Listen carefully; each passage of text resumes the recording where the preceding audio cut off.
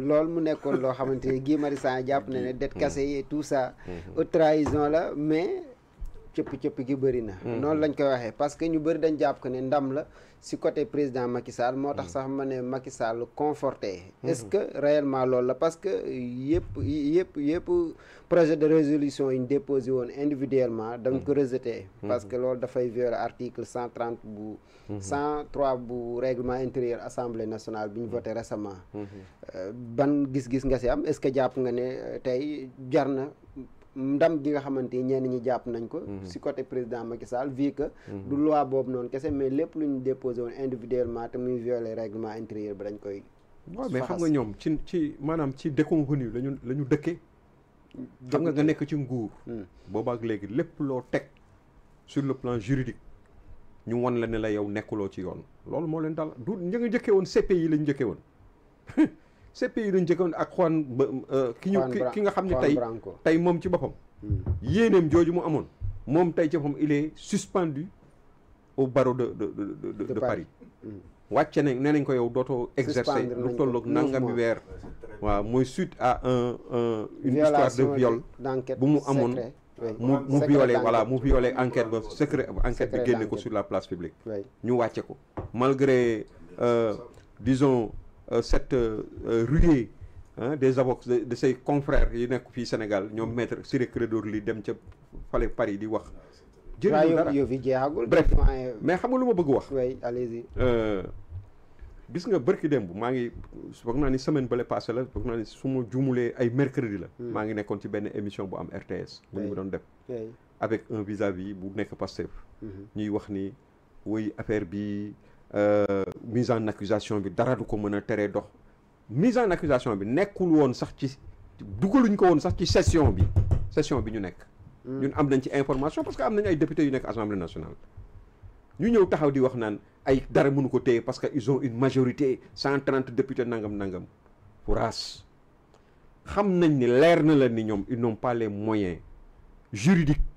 amuñu ay capacité wu traduire un chef de l'État yow déjà li ngay wax haute trahison y a un vide juridique bu ci nekk bu nga xam ne bu wér bu fës parce que amul dara benn contenu bu ñu def ci loolu c'est prévu par la loi mais sans contenu li ñu xam rek mooy maanaam li nga xam ne moom moo am au niveau international ci loolu base boobu rek la ñu mën a sukkandiku te boobu base boobu dans tous les pays du monde mooy quelqu'un qui est en intelligence avec les forces étrangères am na sax attention koo xam ni moom bu moytuwul loolu dana ko dal parce que su fekkee ni yow da nga dem fekk ñoo xam ni daanaka dañu bëgg a téye suñu réew pour mu avancer économiquement nga dem lëkkaloog ñoom wax leen ay wax yoo xam ne ay secret yoo xam ne mi ngi nekk ci suñu kii attention nit ñi mën nañu moo tax gis nga nit ki il faut faire très attention dans la vie mën na répercuter yéene néeg la boroom a cay fanaan président Macky Sall li mu liggéey ci réewum Sénégal gi ak yeneen président yi ko jiitu ku ci nekk la nga war a def nga ko et chaque génération dafa war a impacter ci développement Sénégal ku ci nekk ci ñooñu le respect aux anciens comme le disait l'autre ñi fi jaar dañ leen ameel cër surtout nag jàmbaaru fàkk tëdd bu mel ni président Macky Sall donc loolu un Guy Marius Sagna bu taxaw di waxu kiyam yooyu tegu ko ci lenn lu dul sur l'expression de la haine simplement et du manque de respect boo xam ni ba mu nekkee dans l'opposition la ko wane taxaw ci biir assemblée di saaga président Macky Sall di saaga président assemblée nationale tey ay ñooñam ci boppam parce que bureau boobu assemblée nationale wala commission boobu boo koy seet boo moytul benn APR moo ca nekk Pastef kese kay ñoo fa n'est-ce pas donc man je savais que ni affaire bi ça ne pouvait prospérer parce que tamit li muy wane xam nga li muy wane mooy lan man de li ma jàpp mooy en tant que analyste politique mooy que ni fa nga xam ni fa la ñu naroon a wékku ci ay affaire u dette cachée ak ay nangam xam nga léegi lan moo am rapport caché moo am xam nga suñu continuer rapport caché bi moom bu fekkee ni ñoom ñi ngi toog di leen xaar duñ ci sonn duñ ci tay duñ ci bàyyi comme nee nañu lii moo am mais nañ ko firnde à travers loo xam ni mooy li nga xam ni moom mooy sooke loolu njàngat mi ñu am bi ñu def li ñu bind ni lii ak lii moo tax ñu jàpp ni dette cachée am na ñetti ñii muy rapport IGF pré-rapport Cour des comptes ak rapport Mazars nous demandons de nu mu gën a gaawee nañ ko génne tekk ci table bi sénégalais yi xool ba xam exactement lan ce qu'il en est réellement voilà. Et la position du FMI doyul pour. mais la xam nga FMI je pense que ñi nga xam ne ñëpp am nañu xel. xam nañu FMI ni muy fonctionner. di ay économiste du man du yow du ñeneen. ñoom ñëpp wax nañ ni. FMI loolu du taxawaayam. FMI li mu xam nga FMI lan la. FMI day suqali day taxawu réew yi la fi nekkee. du jël ay position naan lii wala moom loolu ñu tegoon. daf ko requalifier leneen la ko requalifier. te expliqué nañu à plusieurs reprises que ni ñoom ñun mode de calcul bi nga xam ne moom la ñu amoon démb ak bërki démb. France am ko Amérique am ko yeneen dëkk yëpp am ko mode de calcul boobu ñoom moom la ñu jël teg ko nele de côté daal di indi bëgg jël la dette publique bëgg ko boole ak la dette parapublique. c'est pas la même chose. loolu c'est pas la loolu moom moo indi problème yi te loolu ça va se retourner contre eux parce que yow tey boo demee ba yaa ngi nekk ci mais l'encours de la dette est aujourd'hui à 132% du PIB yow fan ngay waxee fan ngay taxawee di tax rapport Cour des comptes ñoom seen bos nu muy demee ñoom boo moytul nit sax dootul yëkkati xaalis di leen ko jox donc gis nga man dama gëm sax ni même les bailleurs de fonds ils ont intérêt à ce que ce gouvernement là saute parce que c'est ce gouvernement qui empêche le Sénégal de tourner ñoo fi indi coow li fi am yëpp yi am ci Sénégal yëpp xam nga nit même mën nga ñàkk jàmm sax mais di liggéey bokk nit ñi xam ne yaa ngi liggéey wala liggéeyuloo nga am jàmm bokk ñu xam ne yaa ngi am jàmm waaye da nga mënul da nga tële nit ñi mën a muñ mais mënuloo liggéey amuloo jàmm loolu mënut a dem problème dafay am président Macky Sall du moroomu xam nga même loolu ñoom bu ñu ko defee sax dañu bëgg gàkkal sax président Diomaye Faye parce que président Diomaye Faye loo xam ni la mag ma waxoon daaw demba borom Kajoor ba mu nee dafay tër frère am demi frère am Kocc Barma Fall parce que am na ay jubbu bii lii la bii léeg ba buur du mbokk am ci mu ni comme nee na buur du mbokk rek dama koy tër rendi ko daaw demba ba mu defee loolu mag ma jóg ca biir penc ma waa ji doon wax naan mag mat naa ba cim réew xam nga lu mu ko wax daaw demba yaa bon daaw demba lii nga bëgg def nii Kocc Barma ca Déthié fu Ndiogou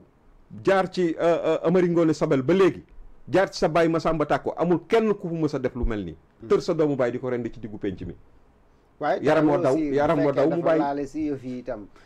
parce que la loi aussi mais yow ban loi c'est la loi mais justement c'est pas la loi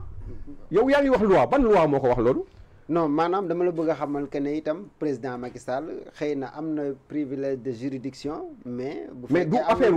il n'a même pas besoin de privilège de juridiction c'est une fausse accusation qui ne tient pas la route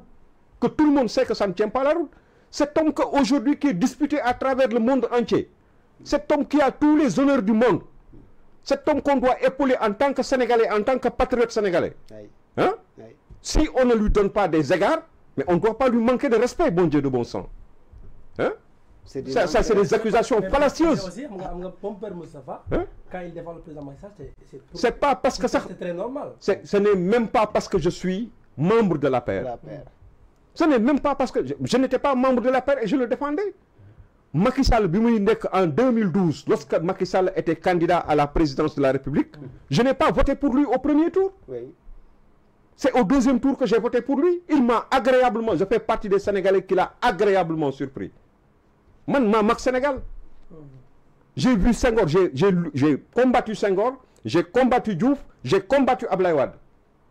le premier président de la République du Sénégal bu ma ànd ak moom c'est le président Macky Sall parce que dama gis liggéeyam je ne suis pas un parvenu dans la politique non à 17 ans j'étais dans des cellules clandestines donc je connais xam naa politique xam naa nit ku baax ak ku nga xam ne mi ngi taxaw ci intérêt réew mi ce que Macky Sall a fait dans ce pays aucun homme politique au Sénégal ne l'a fait il ne mérite pas vraiment mais il mérite du respect le président Macky Sall si Macky Sall ni mu respecté ñi nga xam ne c'est devanciers on doit lui rendre ça Macky Sall a donné le nom du stade Abdoulaye Wade au président Abdoulaye Wade son mentor le complexe bi nekk fële ca Diamniadio ba nga ko defee dégg nga président Abdou Diouf discours bi mu def vous m'avez foudroyé dans le bon sens hein mais un homme comme ça hein normalement ki nga xam ne tey mooy son prédécesseur son successeur normalement il doit lui rendre aussi le respect des anciens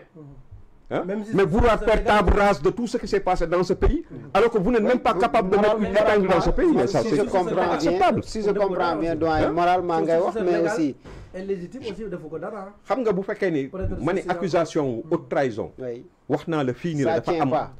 dafa am ci lu tax ñu koy wax oui dañu ni bu fekkee da nga ànd ak noonu ya nekk ca bitim réew pour nërmeel réew mi boo boobaa la ñuy wax di président bi dafa def haute trahison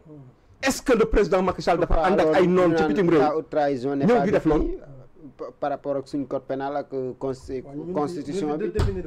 non vraiment il faut mettre du contenu là-dedans d'abord de manière consensuelle oui avec l'ensemble de la société civile des acteurs politiques oui des législateurs ñu taxaw ni waxtaan ci ba jubóo ni lii moo am loolu moom c'est très normal qu'on le fasse très bien su ko defee sénégalais yëpp yam ci mais la yoon du gestu la loi en la matière n'est pas xam nga doo xaar ba def proactive voilà exactement ba pare doog a wëlbatiku taxaw nan non vraiment très c'est bien merci caaxaan baaxul Diaw par rapport ak sa observation si foofu noonu Macky Sall ak itam lu soxal trahison bi nga xamante ne ni résolution bi Guy Marius Sagna moo ko dugaloon ñu